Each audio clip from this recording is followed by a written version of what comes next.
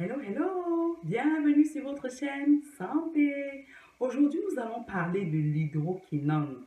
L'hydroquinone, c'est une substance très répandue dans les produits cosmétiques. Donc, nous allons regarder de près l'usage de l'hydroquinone et ses effets sur notre peau.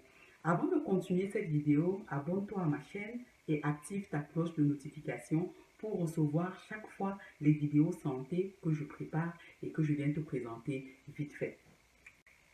Avant de parler d'abord des effets de l'hydroquinone sur notre peau, nous allons d'abord regarder ce que nous dit la réglementation à propos de l'usage de l'hydroquinone. Tout d'abord, aux États-Unis, la réglementation autorise l'usage des produits cosmétiques qui contiennent l'hydroquinone tant que cela ne dépasse pas un taux de 2%. Ici au Canada, c'est interdit l'usage de tout produit qui contient de l'hydroquinone, peu importe le pourcentage. En Europe aussi, la réglementation varie d'un pays à un autre. En Afrique, il y a certains pays africains qui ont interdit l'usage de l'hydroquinone dans les produits cosmétiques.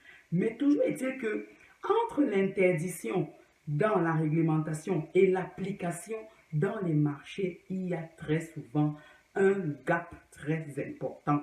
Donc, la loi dit quelque chose, mais dans les marchés, dans les parfumeries, les gens sont en train de faire autre chose. Donc, il faut vraiment qu'on regarde de près quels sont les effets de l'hydroquinone sur notre peau. Grosso modo, l'hydroquinone, c'est un actif qui permet de s'éclaircir la peau. Mais en plus de s'éclaircir la peau, il y a d'autres effets qui sont des effets nocifs.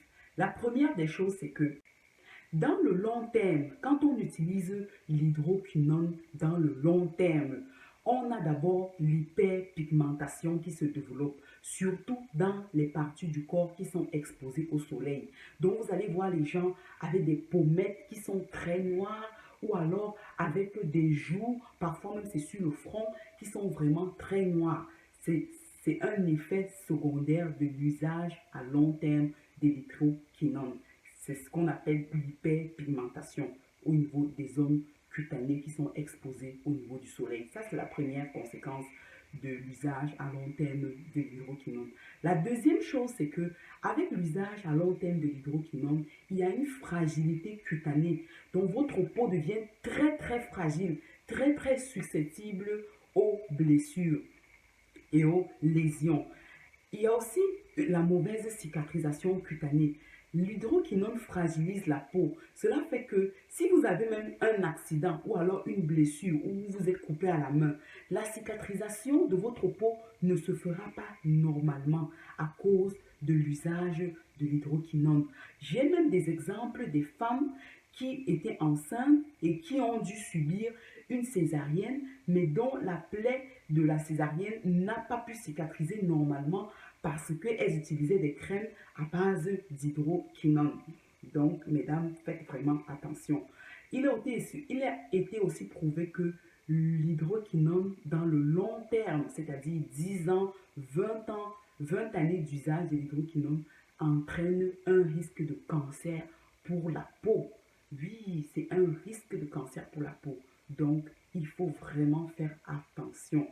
En plus de cela aussi, l'hydroquinone entraîne un vieillissement prématuré de la peau. Donc, vous allez voir quelqu'un de 40 ans avec une peau qui tombe déjà comme si la personne avait déjà 60 ans, alors que la personne n'a que 40 ans. Tout cela, ce sont les conséquences de l'usage exagéré de l'hydroquinone à des pourcentages très souvent qui sont incontrôlés.